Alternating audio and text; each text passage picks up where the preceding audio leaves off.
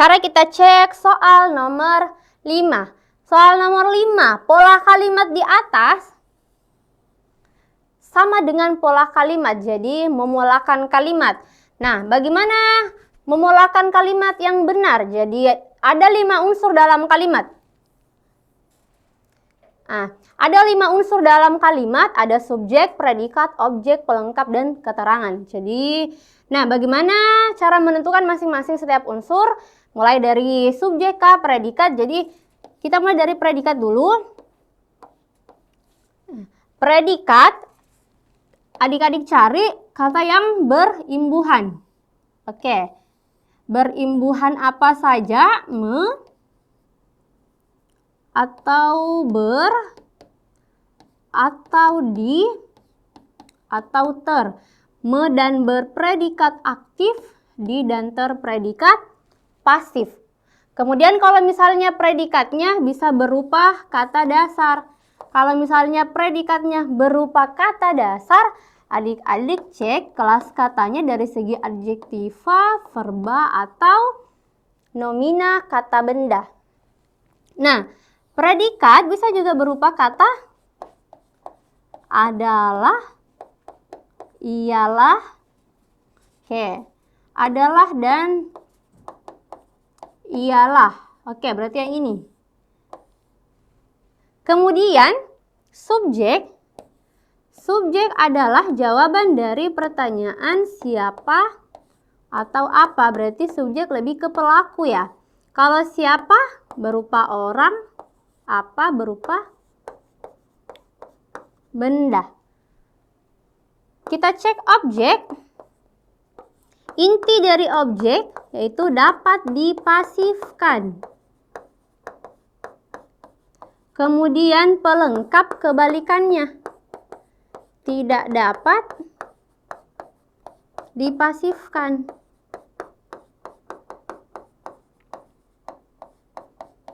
Nah, kemudian ada keterangan. Keterangan itu banyak.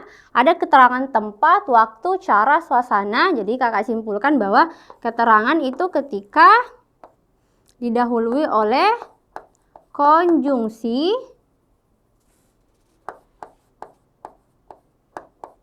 atau preposisi. Konjungsi adalah kata hubung, preposisi adalah kata depan. Nah, jadi ini kelima unsur, ada subjek, predikat, objek, pelengkap. Kakak kasih contoh dasar misalnya. Ibu membuat roti di dapur. Ini ada contoh kalimat dasar. Kita mau polakan atau mau cari pola kalimatnya, kita cari dulu predikatnya pertama. Jadi predikat, adik-adik bisa cek ini. Yang berimbuhan kah atau predikatnya berupa kata dasar atau kata adalah atau ialah. Nah, di sini predikatnya kata membuat karena berimbuhan me. Siapa yang membuat di sini subjeknya? Dapat SP-nya. Sekarang kita mau cek setelah predikat. Setelah predikat ada kata roti. Roti di sini masuk apa? Objek kah, pelengkap kah, atau keterangan? Jadi adik-adik ingat bahwa keterangan ketika ada konjungsi atau preposisi. Berarti di sini sedangkan setelah kata membuat di sini tidak ada konjungsi atau preposisi. Berarti antara objek dan pelengkap. Sedangkan kalau objek dapat dipasifkan, pelengkap tidak dapat dipasifkan. Dipasifkan bagaimana, Kak? Bisa dibalik. Ini pindah ke depan, kemudian roti pindah ke depan, subjek berpindah ke belakang. Predikatnya berubah. Contohnya, roti, kalau misalnya saya balik, roti membuat berimbuhan me. Ini kalimat aktif. Kemudian ketika saya mau ubah menjadi pasif, predikatnya harus berubah menjadi di. Roti dibuat ibu di dapur. Oke, kalimatnya logis ketika saya balik. Berarti objek. Di dapur, keterangan. Ada di sebagai preposisi. Di dapur kan memang keterangan tempat kan, berarti adik-adik pasti sudah tahu. Ini yang bisa diaktif pasifkan. Bagaimana kalau yang tidak bisa diaktif pasifkan? Contohnya misalnya Andi bermain kelereng di depan rumah. Oke. Yang mana predikatnya? Predikatnya adik-adik cari yang berimbuhan. Predikatnya kata bermain karena berimbuhan ber. Siapa yang bermain? Ini Andi. Nah, di sini adik-adik harus ingat bahwa predikat yang berimbuhan ber dan berimbuhan ter tidak dapat disisipi unsur objek. Berarti setelah kata bermain bisa pelengkap langsung atau keterangan langsung, atau pelengkap dulu baru keterangan. Sisa adik-adik cek. Yang jelas ingat bahwa predikat yang berimbuhan ber dan ter tidak dapat disisipi unsur objek. Kenapa? Karena tidak dapat diaktif pasifkan. Kalau misalnya kalian mau aktif pasifkan kelereng, kata ber tidak bisa ke sini, harus ke bawah.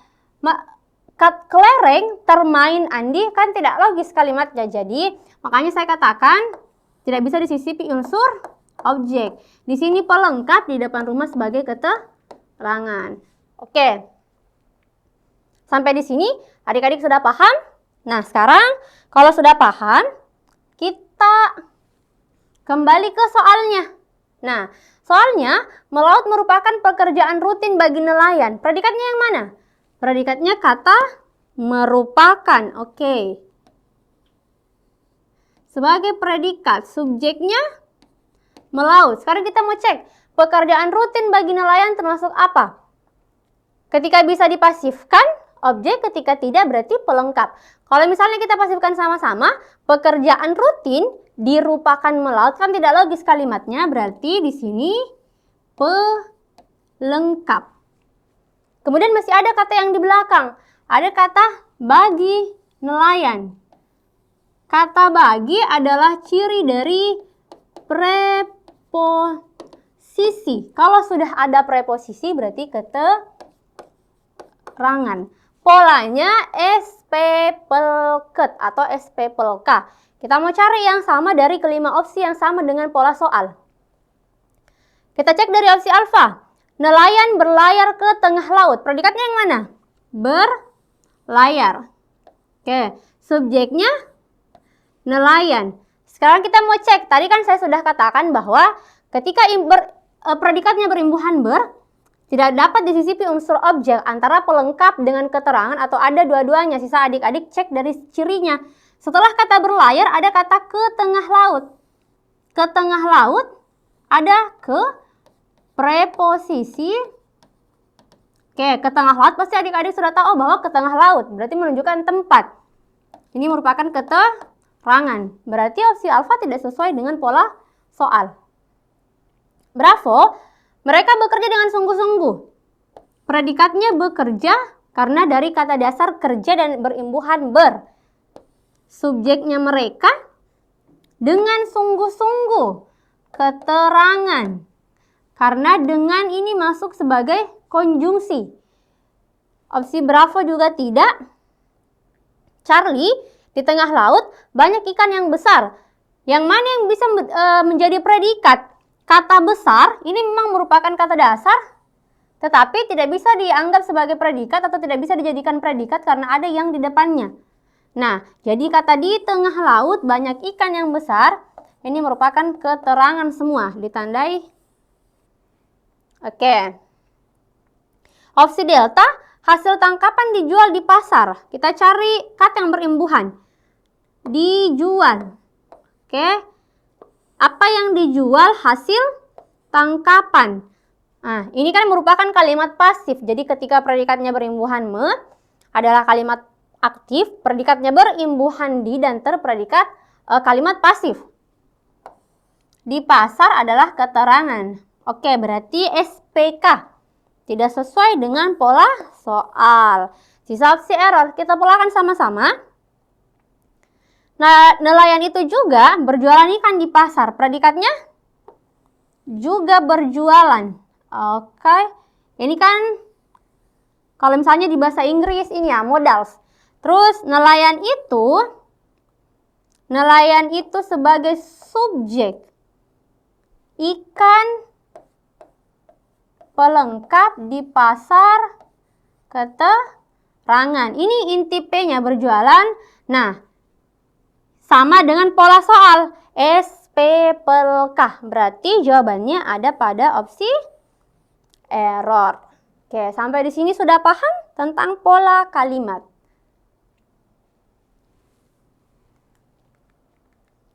Sekarang kita cek soal ke-6 atau soal nomor 6.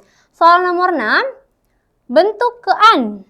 Yang ditanyakan bentuk imbuhan lagi atau makna imbuhan. Kalau sebelumnya pean, sekarang kean. Pada kata kesehatan. Dalam kalimat kacang merah memiliki kandungan gizi yang sangat baik dan menguntungkan bagi kesehatan tubuh. Kesehatan tubuh manusia jika diolah secara benar mempunyai kesamaan makna dengan. Jadi yang ditanyakan yaitu bentuk imbuhan kean. Nah, kita ingat-ingat dulu apa itu makna imbuhan kean. Makna imbuhan kean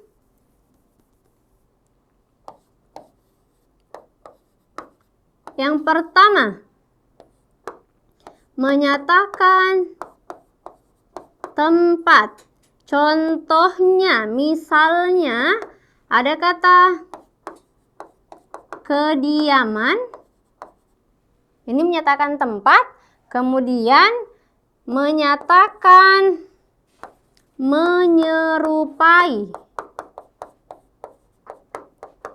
Contohnya misalnya kemerah-merahan atau kebiru-biruan. Jadi kemerah-merahan. Oke. Menyatakan makna terlalu. Misalnya kebesaran, terlalu besar, kekecilan, terlalu kecil. Kemudian menyatakan apa lagi? Menyatakan keadaan kemiskinan. Oke, keadaan atau perihal. Yang terakhir ada ketidaksengajaan. Contohnya misalnya keterlambatan. Nah, inilah makna imbuhan kean. Ada 5. Tempat, menyerupai, terlalu, keadaan, dan ketidaksengajaan. Jadi kita mau cek sebentar yang paling sesuai dengan soal.